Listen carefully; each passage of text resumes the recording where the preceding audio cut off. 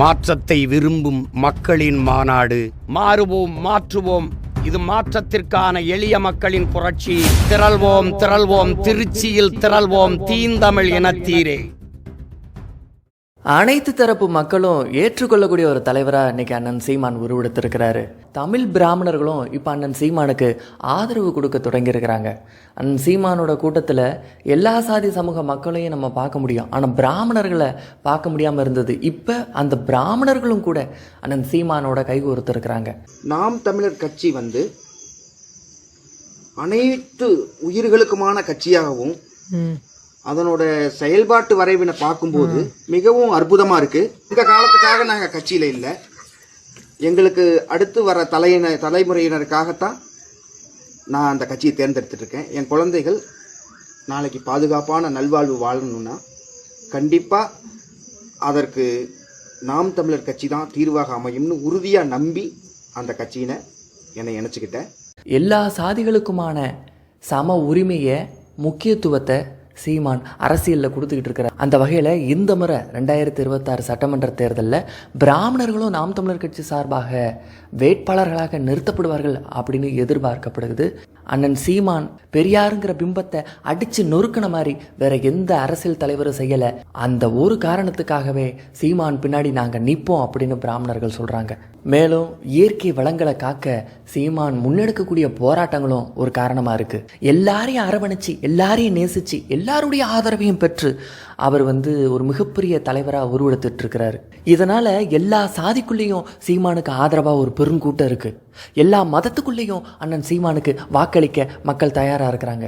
அதே போல் எல்லா அரசியல் கட்சிக்குள்ளேயும், அவன் திமுக காரனாக இருக்கலாம், அதிமுக காரனாக இருக்கலாம், இல்லை பிற அரசியல் கட்சிக்குள்ள உறுப்பினராக இருக்கலாம், அவன் பொறுப்பாளராக கூட இருக்கலாம், ஆனால் சீமானுக்கு ஆதரவாக, சீமான் மேலே அன்பு கொண்டவனா, சீமான் அவர்களை ஒரு பொது இடத்துல நேரில் பார்த்தா கட்டி பிடிச்சி ஆற தெளிவி அன்பை பரிமாறிக்கொள்பவனா இருக்கிறான். இதனால் எல்லா தரப்பு மக்களும் நேசிக்கக்கூடிய ஒரு பொதுத்தள தலைவராக அண்ணன் சீமான் உருவெடுத்துக்கிட்டு இருக்கிறார். நடிகர் SV சேகர், அவர் பிஜேபி ஆதரவாளராக இருந்தவர், தற்போது திமுக ஆதரவாக இருக்கிறார். அவர் ஒரு சினிமா மேடையில் பேசும்போது, இந்த TTT வெற்றி விழாவில் பேசும்போது சொல்கிறார், அண்ணன் சீமானை நான் பார்த்து வியக்கிறேன், அவரை நான் பாராட்டுறேன், தொடர்ந்து தனிச்சு துணிந்து அப்படி அவரோட கொள்கையில் ரொம்ப உறுதியாக இருக்கிறாரு அப்படின்னு பாராட்டுறாரு. அதுவும் இப்போ சீமான் இந்த பக்கம் திரும்பினா என் பக்கம் வாங்குறாங்க, அந்த பக்கம் திரும்பினா அந்த பக்கம் வாங்குறாங்க. நான் என்னைக்கும் எந்த பக்கம் வரமாட்டேன்னு தனியாக உட்காந்துருக்காரு பாருங்க, அதுதான். ஆனால் இப்படி இருக்கக்கூடிய சீமான் இன்னும் 10 வருஷத்தில் அப்படி ஒரு மிகப்பெரிய மாற்றம் இருக்குங்கிறது என்னுடைய கணிப்பு, சீமானை பொறுத்த வரைக்கும். ஏன்னா அந்த இடத்துல நாம் ஜெயிச்சா போறோம்னு நினைக்காம எனக்குன்னு ஒரு இடம் வரும், அது வரைக்கும் நான் வெயிட் பண்ணுறேன்னு நினைக்கக்கூடிய ஒரு கேரக்டர். அடிப்படையில் ஒரு பிராமணராக இருக்கக்கூடிய SV சேகர், அவர் மேலே நமக்கு தனிப்பட்ட விமர்சனங்கள் நிறையா இருக்குது. ஆனால் அதையெல்லாம் தாண்டி பிற அரசியல் கட்சியில் இருக்கக்கூடியவர்கள் கூட அண்ணன் சீமானை மனமுவந்து பாராட்டுறாங்க. தமிழ் திரையுலகத்துக்கு பல அரசியல் திரைப்படங்களை தந்தவர் ஐயா மணிவண்ணன். ஆனால் அவர் தன்னை எந்த ஒரு அரசியல் கட்சியிலையும் இணைத்து கொள்ளாமல் இருந்தவர் கடைசி காலத்தில் நாம் தமிழர் கட்சியில் தன்னை இணைச்சிக்கிட்டார். சீமானுடைய நாம் தமிழர் கட்சியில் மட்டும் உறுப்பினர் ஆவதற்கான காரணம் என்ன சார்? தமிழர்களுக்கு என்ற ஒரு தேசம் வேணும், தமிழர்களுக்கு என்ற ஒரு அரசு வேண்டும், தமிழர்களுக்கு என்ற ஒரு மண் வேண்டும், தமிழ் மண் மீட்கப்பட வேண்டும் என்ற இதெல்லாம் சேர்ந்து தமிழனுக்கு என்று ஒரு அரசியல் கட்சி வேணும். தமிழனுக்கு என்று ஒரு அரசியல் கட்சி இல்லாவிட்டால் தமிழனுக்கு எதுவுமே இல்லை அப்படிங்கிறத நான் தெளிவாக இருக்கேன். எனக்கு இந்த அகில இந்திய அரசியலில் உடன்பாடு இல்லை. நாம் அனைவரும் இந்தியர்களாக இருப்போம், ஆனால் முதல்ல தமிழர்களாக இருப்போம், தமிழர்களாக இருந்து கொண்டு இந்தியர்களாக இருப்போம். அதுதான் என்னுடைய கான்செப்ட். அது சீமானுக்கு இருந்தது. அந்த அந்த உணர்வை அவர் உயிரோட்டமாக பிரதிபலிக்கிறாரு.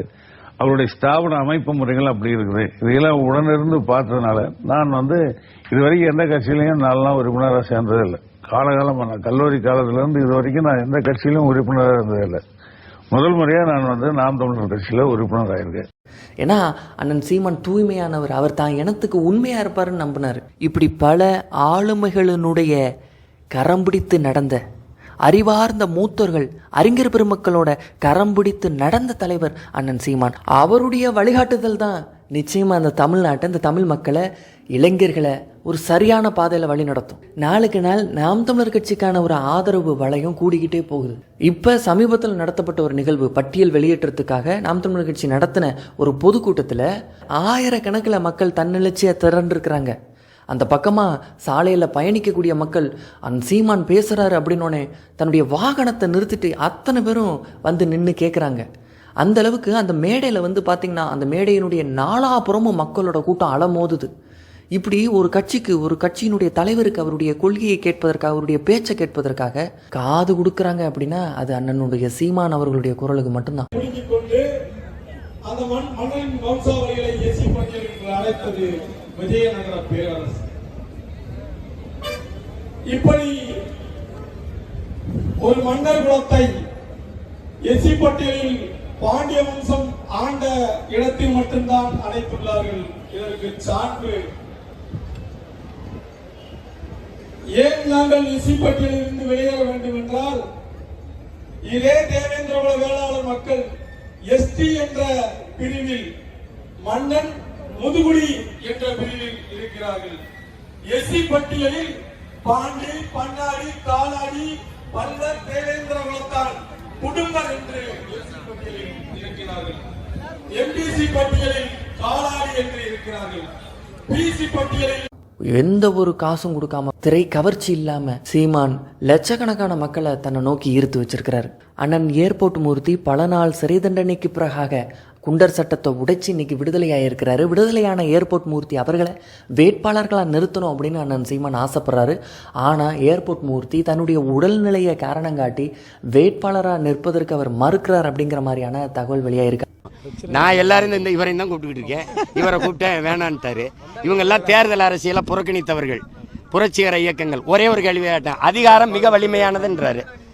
அதிகாரம் மிக வலிமையானதுன்னு புரட்சியாளர் அண்ணல் அம்பேத்கர் சொல்றாரு. அது ஏற்கிறீங்களா எதுக்கிறீங்களான்னு கேட்டேன் எங்கள் அண்ணன்ட்ட. அமைதியாக உட்கார்ந்துருந்தாரு. எல்லா துன்பப்போட்டுகளுக்குமான சாவி ஆட்சி அதிகாரம் மட்டுமே கற்பிக்கிறாரு. நமக்கு அடிமைப்பட்டு கிடக்கிற சமூகத்திற்கு அரசியல் விடுதலை ஒன்று தாண்டா இருக்குங்கிறாரு. அதில் வாக்கு என்பதாண்டா வலிமை மிக்க கருவிங்கிறாரு. இதை ஏற்கிறீங்களா எதுக்கிறீங்களான்னு கேட்டேன். எதுவும் பேசல கூட வந்து நிற்கிறோம். நாம் தமிழர் கட்சியை சேர்ந்த ஒவ்வொருத்தருமே திரும்பவும் மூர்த்தி அண்ணா மேடை ஏறணும், அவருடைய பேச்சை கேட்கணும் அப்படின்னு ரொம்ப ஆர்வமாக காத்திருக்கிறாங்க. பிப்ரவரி 21 நாம் தமிழர் கட்சி மாநாட்டில் தான் பல்வேறு விஷயங்கள் நமக்கு வந்து தெரிய வரும். அண்ணன் சீமான் உண்மையிலேயே எந்த தொகுதியில் போட்டியிட போகிறார், ஏர்போர்ட் மூர்த்தி கிளம்புறங்கிறாரா இல்லையா, வேறு எந்தெந்த நட்சத்திர வேட்பாளர்கள்லாம் போட்டியிட போகிறாங்க, சாட்டை துரைமுருகன் தேர்தலில் கிளம்புறங்கிறாரா, இப்படி பல கேள்விகளுக்கு பதில் தரக்கூடிய ஒரு மாநாடாக மேலும் பல சர்ப்ரைஸ் அண்ட் சஸ்பென்ஸ் இருக்கிறதாவும் சொல்லப்படுது. இந்த தேர்தலுக்கு சீமான் முழுமையாக தயாராக இருக்கிறாரு. நாம் தமிழர் கட்சி ஆட்சிக்கு வந்தால் என்ன செய்யும் அப்படின்னு இதுக்கு முன்னாடி பேசிக்கிட்டு இருந்தாங்க மேடை போட்டு. அதுக்கு பிறகு அண்ணன் சீமான் ஒரு புத்தகமாக வெளியிட்டார். நாம் தமிழர் கட்சியுடைய ஆட்சி வரைவு எப்படி இருக்கும் அப்படிங்கிறத ஒரு புத்தகமாக வெளியிட்டார். இப்போ இன்னும் மேலும் ஒரு படி போய் நாம் தமிழர் கட்சியினுடைய செயற்பாட்டு வரைவை, நாங்கள் ஆட்சிக்கு வந்தால் என்னென்னலாம் செய்வோம் அப்படிங்கிறத ரொம்ப தெளிவாக எளிய மக்களுக்கும் புரிகிற விதமாக காணொளி வடிவில் தயார் செஞ்சுருக்கிறாங்க.